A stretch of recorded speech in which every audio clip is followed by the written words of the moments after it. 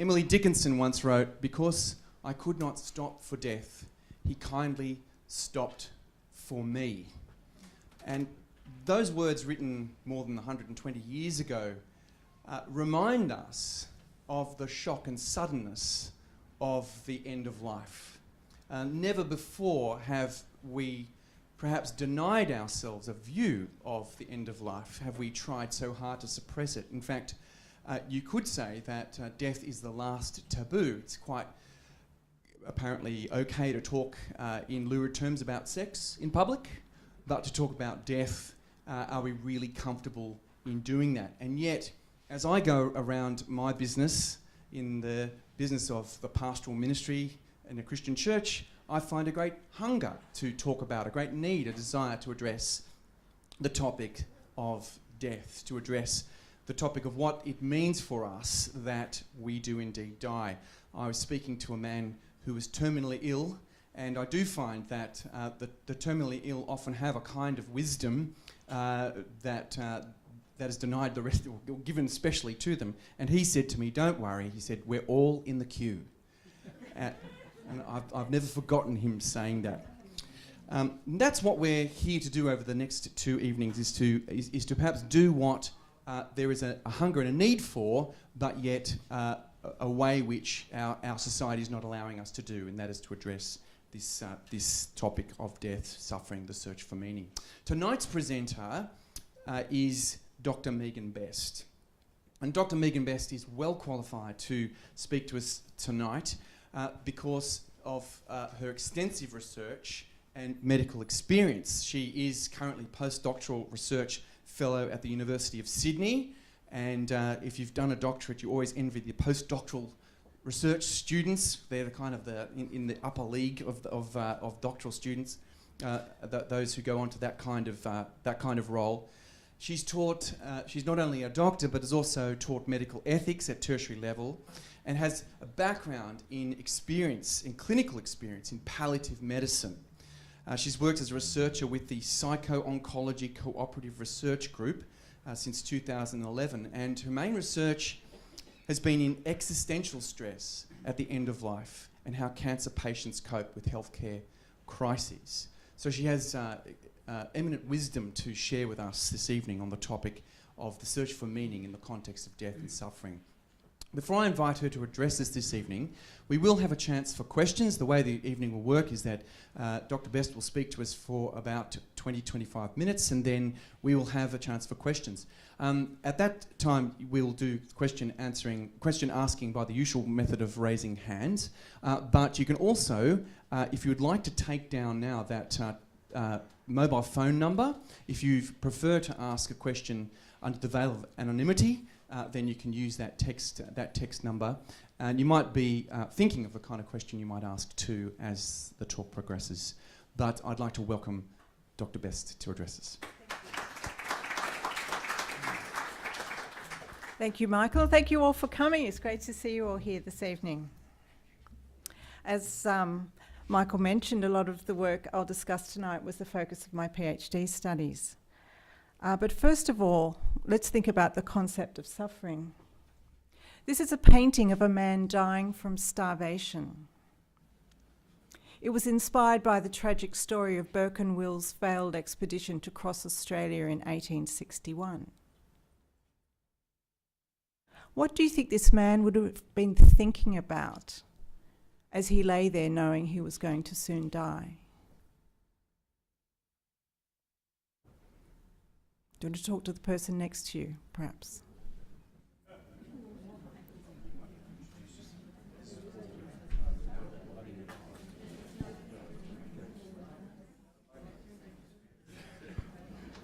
Any ideas? Anyone brave enough to speak up?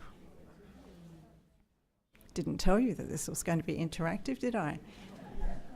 Any ideas? What? Yes? Lonely, yes. Thirsty? Hot? Trying to still think if he could make a quick escape, yes? A getaway? Yes? Does anyone care for me? Yes? Despair? Regrets?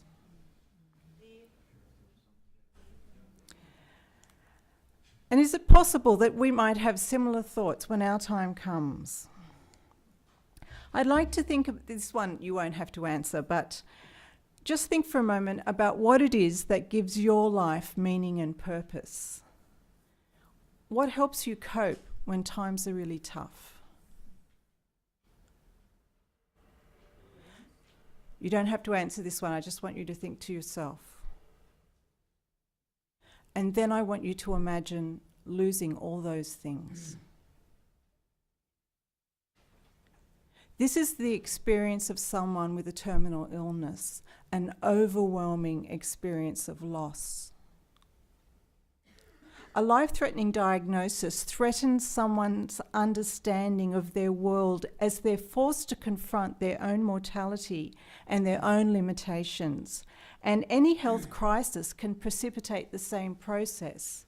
What might be true for someone who's facing their own death can have a similar experience to, say, a young man who's had a career-limiting injury on the rugby field.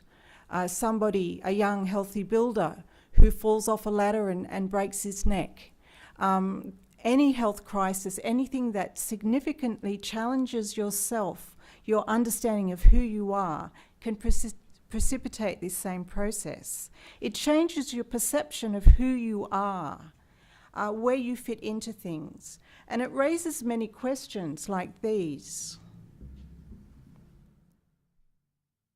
At this point, that person is going through an existential crisis. And spiritual resources are often used and recruited to provide the framework within which that person can attribute some meaning to their experience and incorporate them into their life story. So we have an idea of how our life is going to go. We have the crisis where suddenly everything changes, and somehow we need to find the answers so that we can reconstruct our own life story. But if those questions are not adequately resolved, the person can start to experience existential suffering. Now, what is suffering? Well, I was very interested in this as a palliative care doctor because the obligation to relieve suffering is something that doctors have really had the responsibility to address, for millennium. But suffering still occurs even in the most progressive healthcare institutions, and it's still not well understood in health or in society. I reviewed over 6,000 medical papers that discuss suffering, and less than 5 actually defined what it was that they were going to be talking about. But some work has been done. The modern study of spirituality and suffering has its origins in several areas. Viktor Frankl was an Austrian psychiatrist who wrote about his experience in World War II concentration camps. He wasn't surprised that people died there. He was surprised that anyone survived.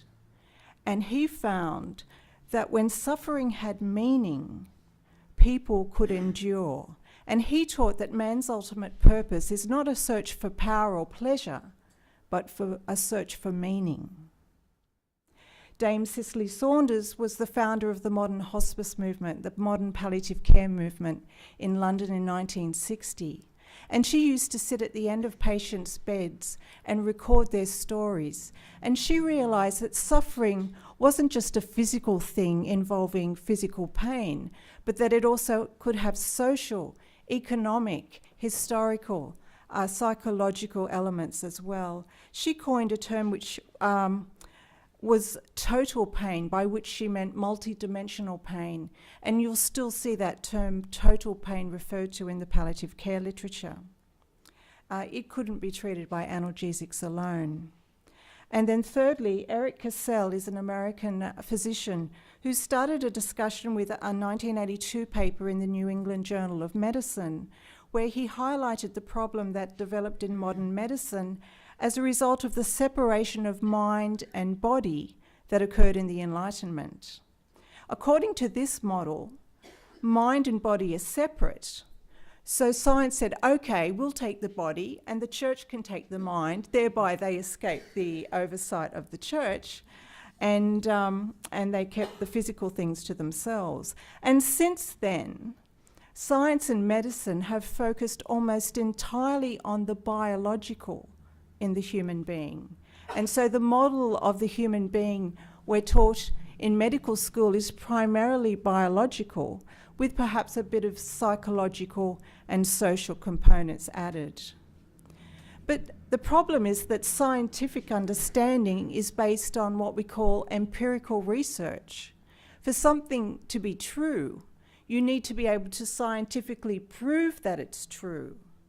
So this has led us to the situation where matters such as spiritual or existential suffering are viewed as non-scientific and therefore not real, or else entirely are perceived and associated with something like bodily pain, because everything has to have a physical cause. And that's what people say, isn't it? Pain and suffering. But what I'm talking about is not suffering from a single noxious stimulant. It's a phenomenon where the whole body is overwhelmed. It's an influence not only by physical, but also social, spiritual, and historical factors. Now, let me give you an example so you understand what I mean. Imagine we have two women, same age, say 35 years old. They both have the same amount of physical pain, the same number of nerve fibres firing.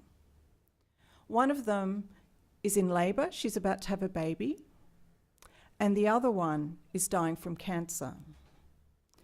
The woman having a baby knows that the reason the pain's there is because the baby's coming, and soon the pain will stop and she'll have the newborn in her arms. The woman with cancer, on the other hand, knows that the pain is coming from the thing that's killing her, and it's not going to go away until she dies. So I think you could tell that even though they have the same amount of physical pain, the woman with cancer is suffering more. The physical symptoms can be dealt with, and the suffering may still remain if those existential questions are not resolved. I remember one patient we had who, every time he had advanced cancer, every time he went for a scan, he'd come back saying, "I've got pain all over my body."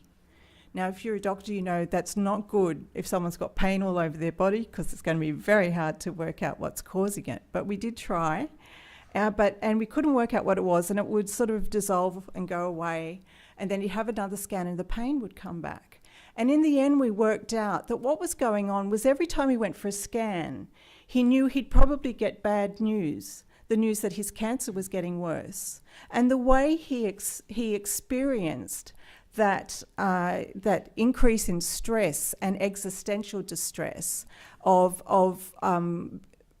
anticipating that news, that he was closer to death, he experienced as a physical pain. And we find that each dimension of the body does affect the other. The arrival of the awareness of one's own imminent death can be difficult to process in a society that is death-denying and youth-obsessed. I don't think we know how to die properly anymore. We've lost our traditions in the West. Most people die in a hospital away from the family, and most members of the public have never seen a corpse. I think we could die by experience, but we don't really get the opportunity, do we, when somebody's in hospital? And I think that many people have ignored the existential dimension of life long before they're facing their own death. And so when it suddenly arrives, they're scared, they're unprepared, and they often don't even have the vocabulary to express what it is they're feeling. Now, currently, research into existential suffering at the end of life is in its early stages, but we have established that management of an existential crisis requires high level of what we call spiritual well-being. Just before that, I would like to just finish off talking about suffering by talking about a review that I did myself, trying to understand, looking at all the medical research that had been done on suffering patients to see what the experience was, and it's really quite dreadful. We defined it as an all-encompassing, dynamic, individual phenomenon characterized by the experience of alienation, helplessness, hopelessness, and meaninglessness in the sufferer, which is difficult for them to articulate. It's multidimensional and usually incorporates an undesirable negative quality. So, to unpack that, it encompasses all areas of life. It's subjective, it's influenced by your own personal history, so it's going to be unique to each person. You feel alienated and separated from the people around you and maybe the source of spiritual strength. There's a sense of helplessness and subjective incompetence, loss of hope for recovery or improvement, the sense of fighting an unending battle that has no future. A loss of purpose, a loss of meaning, and as I said, a loss of the ability to articulate it, either because you can't find the words or perhaps because you don't want to contribute to the suffering of those around you. It's multidimensional, affects many dimensions of the person, but it's also dynamic. The intensity of suffering, of anyone's suffering, is going to change over time, which is a very interesting thing. And one thing we find in all the literature is that this type of suffering is precipitated by some form of anticipated, experienced, or current any perception of loss. It's either a real or a perceived loss, and it may not be current, it could be anticipated. Psychiatrists are talking about this experience as well. They call it the demoralization syndrome. And perhaps you've had this experience yourself, or you know someone else who has. It's certainly a terrible problem. Now, to help you understand the impact of sickness on someone's world, think about what life is like when we're healthy. Really, everyday concerns are at the front and centre. But with sickness, your priorities change. And the sicker you get, the more important spirituality becomes. Questions about meaning become dominant, and family and spiritual supports gain importance. Now, over the last couple of decades, there's been an exponential increase in the number of medical publications on this topic of spirituality in healthcare. And what I'm talking about when I talk about spirituality in this context is a dynamic and intrinsic aspect of humanity through which persons seek ultimate meaning, purpose, and transcendence. You can tell that a committee wrote it, can't you? But spirituality in healthcare essentially has been described as the way people engage with purpose or meaning of human existence, and the way this informs their personal values. And as I said, spirituality will be unique to each person, and doctors are notoriously bad for working out the cause of someone's suffering because you can compare what the patient is thinking in terms of their own world with what the doctor's thinking.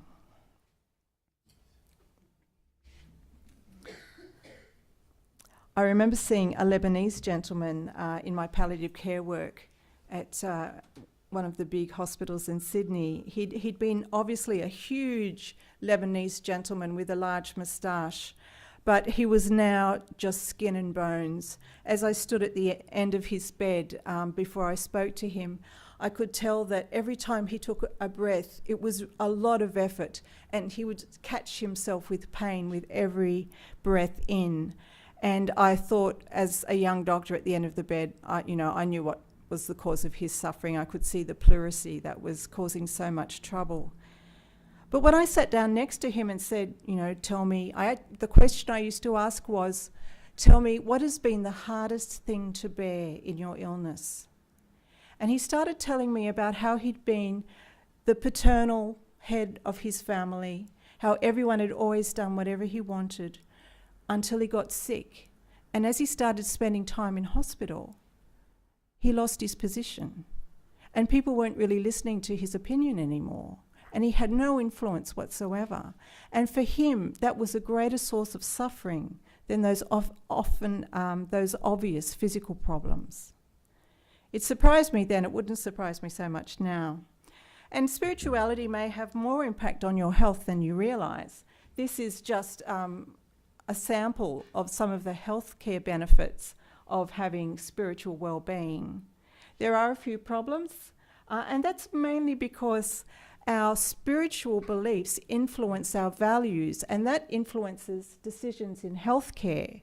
A classic example is a Jehovah's Witness who doesn't want blood transfusion because of their belief system. And so spirituality actually can have a big impact on healthcare. If someone is suffering, you could probably work out where the pain's coming from by doing some tests. You can possibly work out which tablets are going to be most effective to treat the pain. But if you want to find out why they're not taking their pain pills when you know that that would help them, or the impact that their pain has on their relationship with their family, you have to start talking to them. If you want to understand what's going on, you would need to look at the whole person. You would have to consider holistic care. And so if we want to think about spirituality in healthcare, we need to think of not a biological human being, but a bio-psychosocial spiritual model of a human being. And Dan Macy, a physician in America, has done a lot of work on this topic. So one way of understanding spirituality in healthcare is as human beings in relationship. Generally across the population, there are 4 types of supportive relationships. With self, they're the people who say, I've always been a strong person inside. With significant others, such as family, I think this is probably the most prominent in Australia at the moment. With the environment or things such as the arts, such as a beautiful painting or piece of music, or with God or some other higher being, the transcendent. So according to this model, the intrinsic spirituality of human beings is based on the notion of a human person in a relationship. And so illness is understood as a disruption of these relationships, both within, in physiological and psychological terms, and without, in terms of relationships with the environment and other things. And so that's why severe illness is so often associated with questions about one's relationship with the transcendent, and why spirituality can be applied universally to all people. Healing, or the meeting of needs, will involve restoration of right relationships. In physical terms, this means restoration of right bodily functions, and in spiritual terms, healing is possible even if the body does not achieve perfect wholeness, through resolution of questions about meaning, which can be experienced by the person as a lack of anxiety or a sense of peace. And this, of course, is the goal of a dying patient. Now, lots of my medical students get quite anxious at this stage because they think I'm talking about religion, and they think I expect that they're going to become religious counsellors before they finish medical school. But in fact, religion is seen as a subset of spirituality as a whole. It's an organised form of belief, which is one way of expressing spirituality within universal human spirituality. It doesn't mean religion's not important. It will be extremely important to some people. In the last census, there were about 2/3 of the population said that they had a religious affiliation. But if you limit spiritual care to religious patients, you'll disadvantage a lot of people, perhaps depriving them of the greatest source of strength to help them cope in times of difficulty.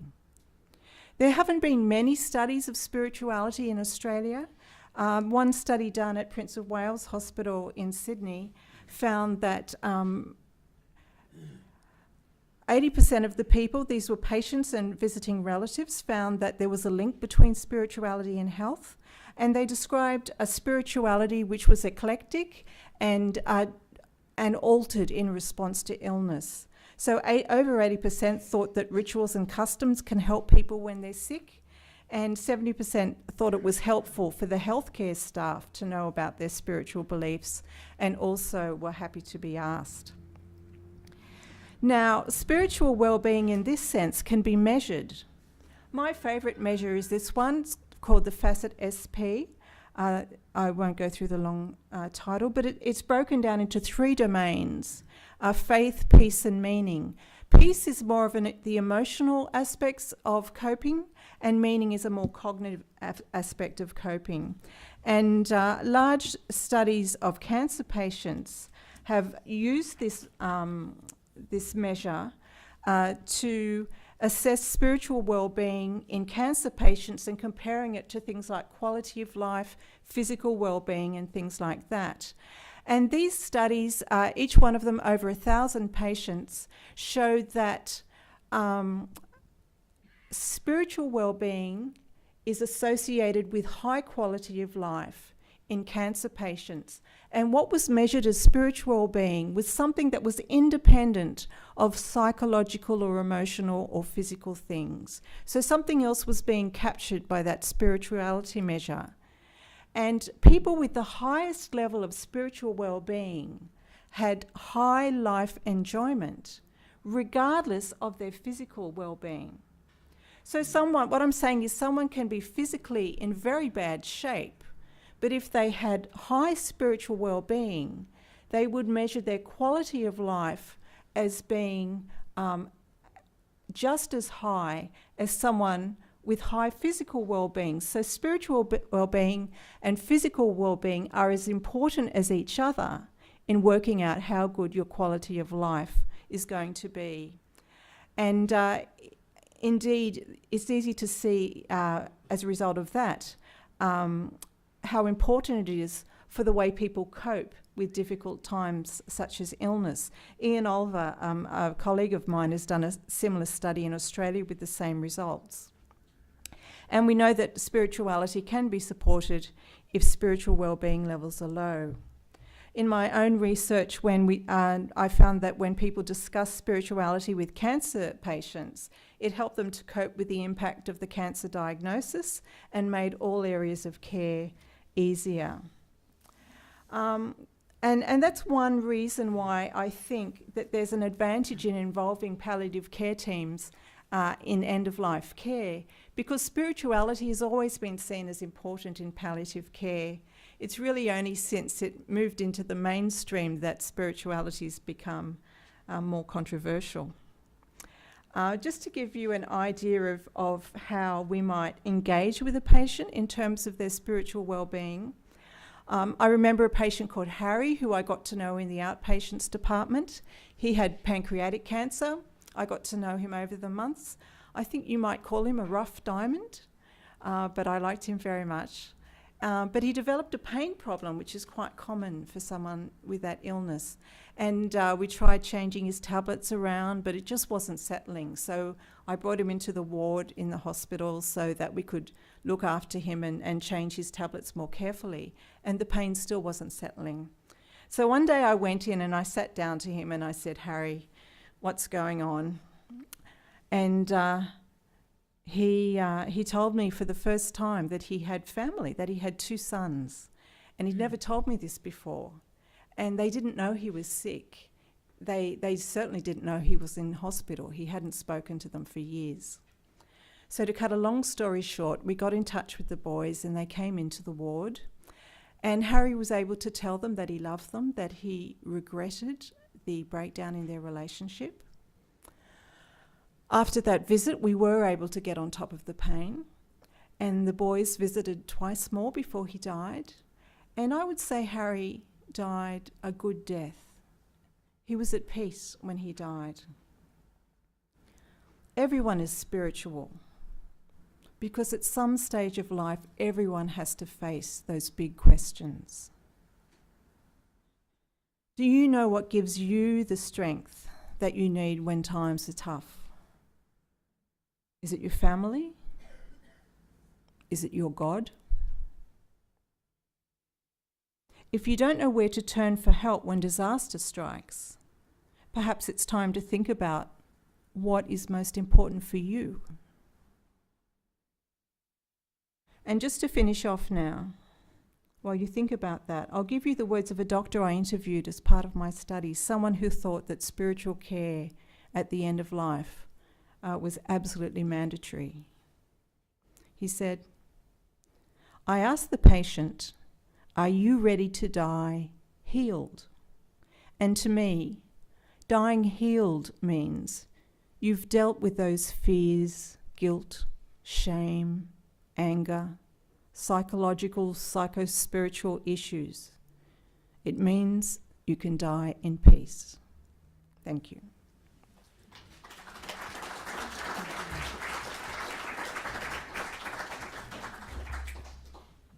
Thank you for that, Megan. You pointed out that we're not very good at talking about death. I'd suggest we're not very good at talking about spirituality either. Haven't you actually set up two very challenging subjects for consideration and discussion with your focus on the importance of resolving those spiritual questions at the end of life? I hope so.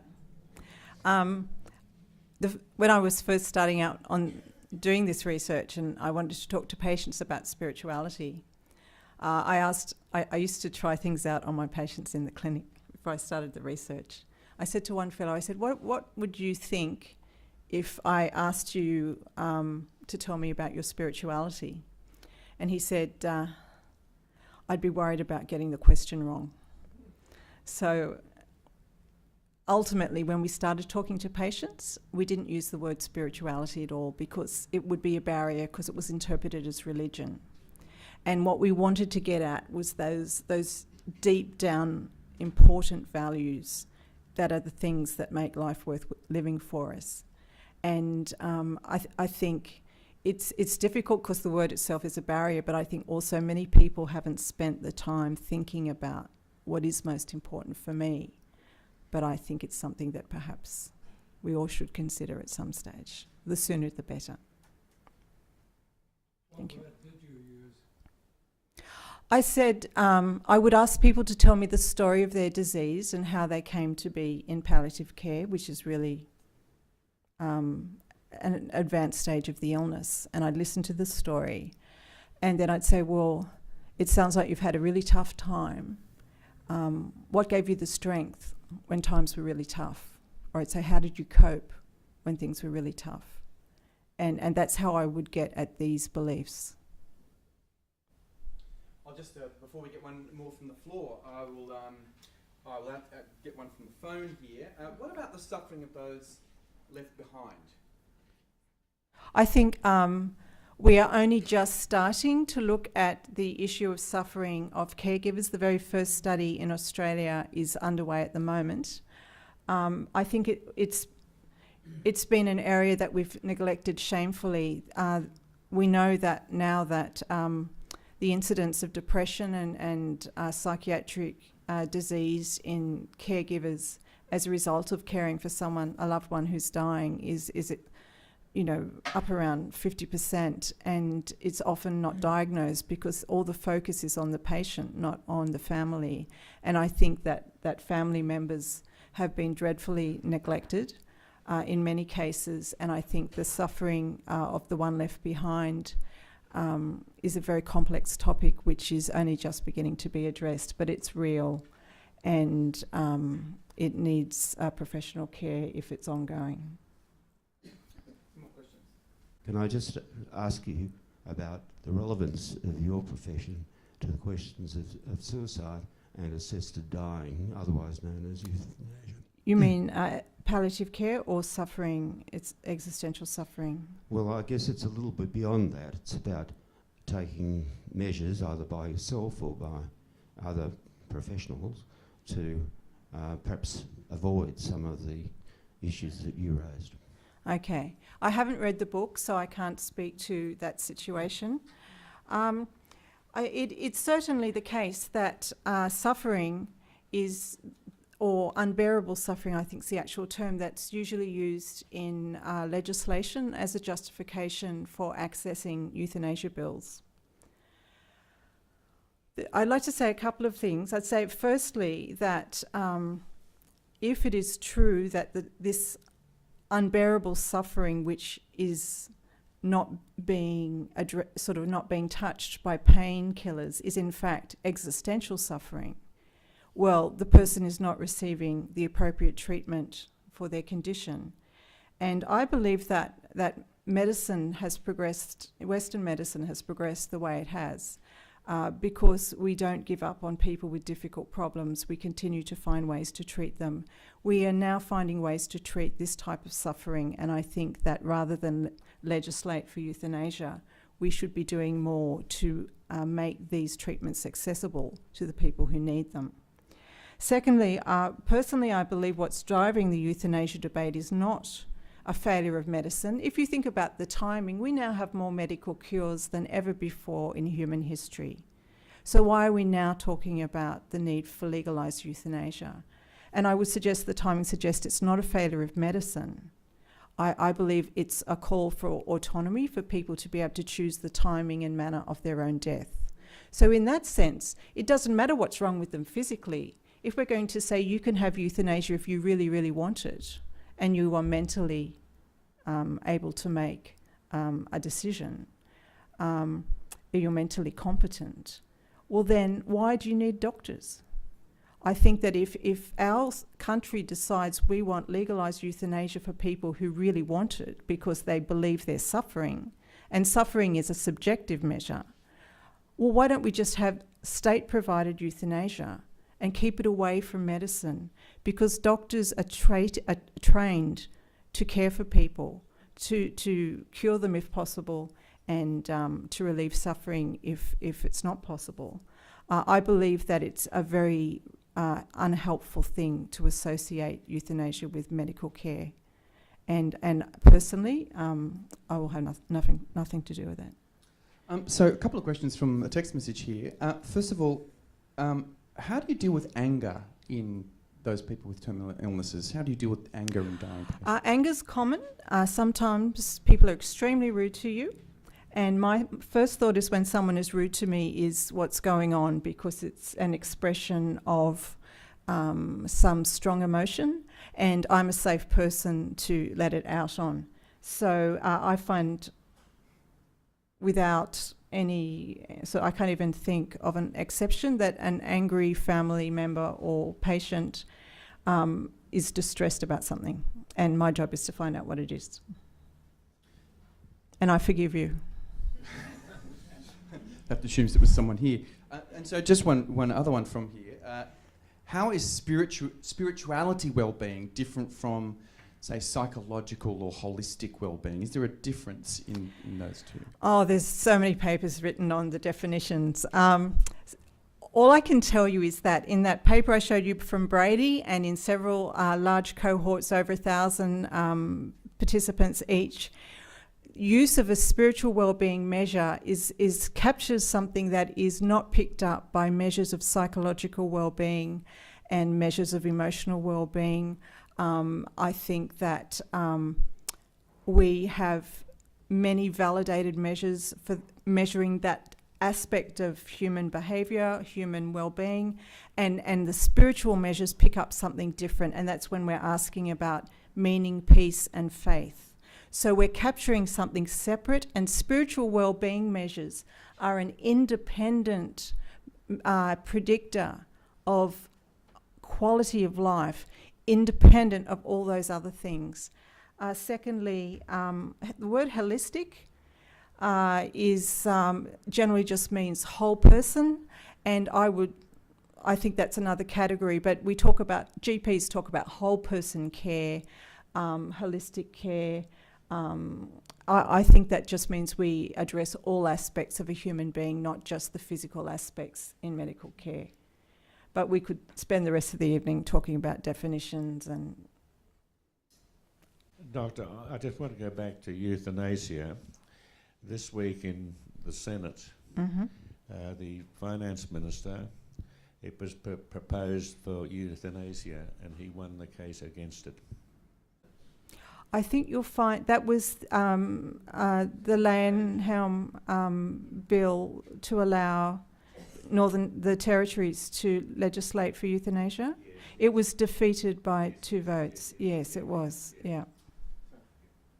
Megan, I just want to explore the spirituality question a little more. Do you find any difference between patients who are experiencing religious spirituality as opposed to non-religious spirituality? It's interesting if you look at the facet SP and looking at those 3 domains of faith, meaning and peace. Faith is the weakest predictor of quality of life out of those. And the reason the faith questions aren't as reliable is thought to be because you can have what they call intrinsic or extrinsic religiosity. So you can have a faith which is traditional, which you were born into, which you're familiar with. You go along to services, you have rituals, you read holy books, and that's your way of life, but it doesn't actually give you strength. I've met some people who would go to Mass and say prayers every day, and if I ask them what gives you the strength to cope, they would say my family. So their source of spiritual strength wasn't their religion. It was their family, even though they would normally say, I'm a Catholic. And I'm not singling out Catholics. But that's one example of someone I've spoken to recently. So we know that faith can be this nominal thing that is traditional and sort of maybe even a lifestyle, and the one that actually is a deeply held belief that influences your personal values to a great extent, then which is a great solace to you. So we've got 2 types of religiosity, and then starting to think about the impact of a particular religion. That work is just starting to go on now, but it's the early work suggests that whether your religion is intrinsic or extrinsic does affect your ability to cope, and those with intrinsic religiosity will cope better in relation to their faith. But I don't know of any work looking at different belief systems, but it would be an interesting question. Though intuitively I wouldn't think. I will inevitably die. You mentioned dying well. So when I'm lying there dying, what are the 3 most important things that I should be thinking about and doing which will help me die well? So the idea is, if given that we will all die, and we have thought about the idea of dying well, the question was what are the top 3 things you should think about in order to die well? If you remember the questions that came up during an existential crisis, the sort of questions that need to be answered in order to resolve the existential crisis. There are quite a few questions, and it would depend on your own life experience. What are the issues for you? For some people, there are relationships, like Harry needed to repair a relationship. That was the one thing that was going to make the biggest difference to his death. Many people worry about the family left behind and who will care for them, how will they cope? And having those questions resolved is what's needed for them to have a good death. For some people, they would rather be mentally clear and tolerate a higher level of symptoms in order to die well and be able to communicate with their loved ones right up to the end. Some people would rather be more comfortable physically, and that's what's going to make the biggest difference to them. So I'm sorry I can't tell you exactly, but there will be things in your life that are messy or unfinished. And if you can address them before you die, your chances of a good death are much higher. Though, you might have heard of Elizabeth Kubler-Ross, who talked about the stages of dying, and we don't keep people saying, you can't die yet, you haven't gone through the anger stage, It's different for everyone. There is no one pattern that everyone fits. Dr. Best, I wonder how That's what they're saying. often it is you come across the happy dying atheist. Just compared to those who do have a faith in a life hereafter, in your practical experience with the dying? Happy is an interesting choice of words. I haven't talked about it this evening, but I talked about the fact that suffering is dynamic, it changes over time. There is a state where people who have gone through a stage of suffering who reach what we call transcendence, and I would say those people are happy. It's a time of incredibly rich relationships and wonderful appreciation of life. Wanting to give back, can help others. You don't see it very often, but you can't forget it when you saw it. The last lady I saw with that was an atheist. I haven't, it's a long story, I can't talk about it, and I don't want to stress too much the benefits of transcendence as a result of suffering, because you don't want to suggest that suffering's okay. Obviously it's a dreadful experience, but if you do get through it, you can get to that stage of transcendence. And in my experience, I've seen them in both people of faith and people who do not have faith. And that's why I say what we're discussing here is a universal human characteristic. It's not something that's just limited to people who are religious. So someone has asked, they said, I cared for an elderly woman in a nursing home for approximately 6 years. She couldn't speak, appeared to have no pain, was in a fetal position being turned, and could take food and fluid. That might have been couldn't take food and fluid. What is your opinion regarding someone like this? She was visited by her son weekly but didn't seem to know him. So there seems to be a very high degree of suffering, but not much that the mental processes have disappeared here. It's a very complex area, but I think, to cut a long story short, the way the NHMRC, the foremost medical research institute in Australia, discusses treatment for this type of person is to say it's never a case of whether a life is worthwhile, but we do need to think about whether a treatment is worthwhile. And so if someone appears to have a great degree of suffering, I think one thing that we've been very bad at medicine is working out proportional therapy. And if she can't take food and drink, she must be receiving it artificially. And I think that one of the reasons there's so much concern about suffering at the end of life in the baby boomers is because they have seen people kept alive long after their quality of life appears to have gone. And I think that that's one of the benefits of talking more about death, is we can start telling our families, if that's not what you want, tell them, so they can tell your doctors, don't keep her alive. If you have a choice of intervening to prolong life or to let death occur naturally, perhaps you're saying you want death to occur naturally rather than to have your life artificially extended, and that's okay.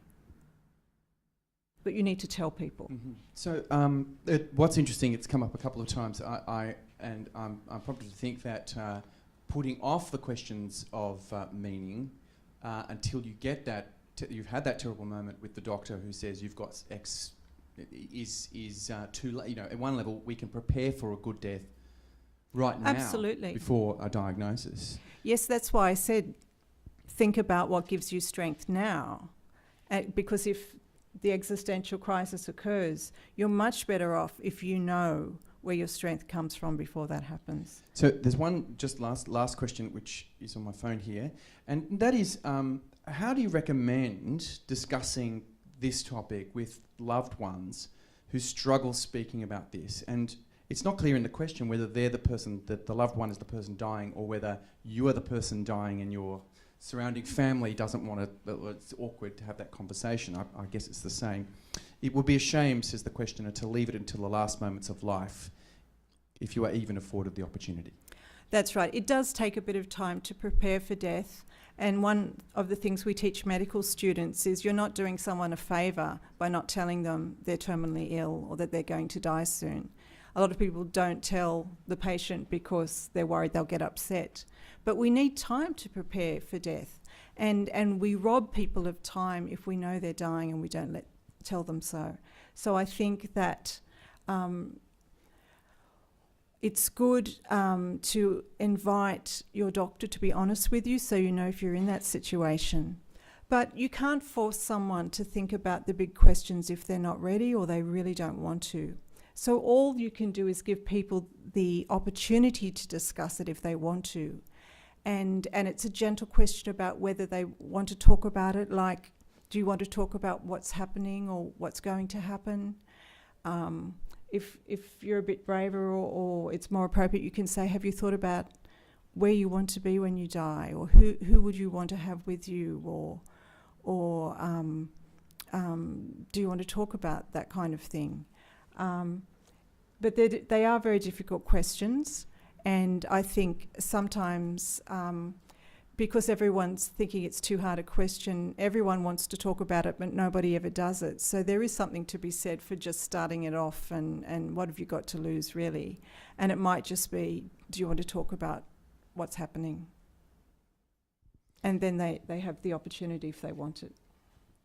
Well, I'd like you to express your thanks to Megan for sharing her expertise tonight.